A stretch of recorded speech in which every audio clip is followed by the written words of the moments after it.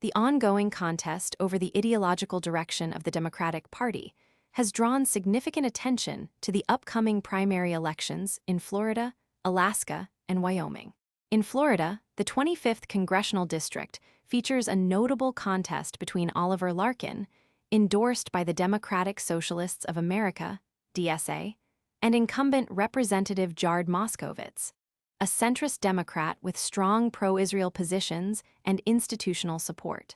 Larkin, an outspoken progressive and former campaign aide to Senator Bernie Sanders, advances a platform that includes structural changes to the Senate and has been critical of Israel's government. Moskowitz, a two-term member of Congress with a background in emergency management and state government, receives major endorsements from party leadership and pro-Israel advocacy groups.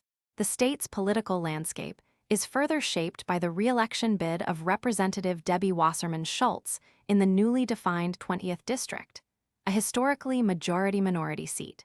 Her candidacy, as the only white contender in a district traditionally represented by black lawmakers, has attracted criticism from some community leaders. Other candidates include former Representative Sheila Cherfilis McCormick, former Broward County Mayor Dale Holness, and activist Luther Campbell. Elijah Manley, supported by progressive organizations, also contends for the seat. Florida's gubernatorial and senatorial races are similarly competitive. The field to succeed Governor Ron DeSantis features prominent Republican officeholders, with Representative Byron Donalds receiving endorsement from former President Donald Trump. On the Democratic side, former Representative David Jolly has attained name recognition following his recent party switch. In the Senate race, appointed incumbent Ashley Moody, named by DeSantis after Senator Marco Rubio's departure to the executive branch, faces several primary challengers. On the Democratic ballot, retired Army LT. Col Alex Vindman is a high-profile candidate, particularly following his role in President Trump's first impeachment proceedings. In Alaska, the Senate race is headed by Senator Dan Sullivan, with former Representative Mary Peltola expected to present a significant challenge in the state's all-party primary. Accusations of ballot manipulation surrounding a lesser-known candidate sharing Sullivan's name have been rejected by both campaigns.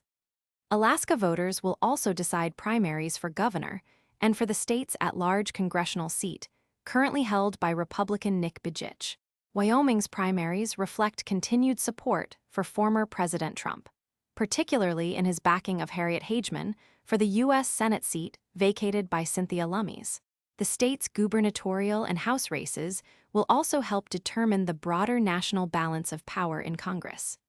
Meanwhile, California's Bay Area is set to elect a new representative following the resignation of former Representative Eric Swalwell. Both candidates in this race are Democrats. As a result, the slim Republican majority in the U.S. House of Representatives is likely to be further diminished.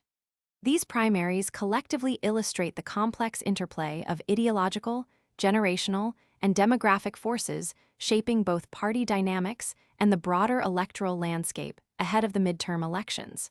Want to make sure you never miss our latest videos? Tap that follow button right now. If our content brought a smile to your face, made you think, or taught you something new, please like this video and share with your friends and family. Your support helps our community grow, and sharing the love only takes a second. Thank you for watching and being part of our journey.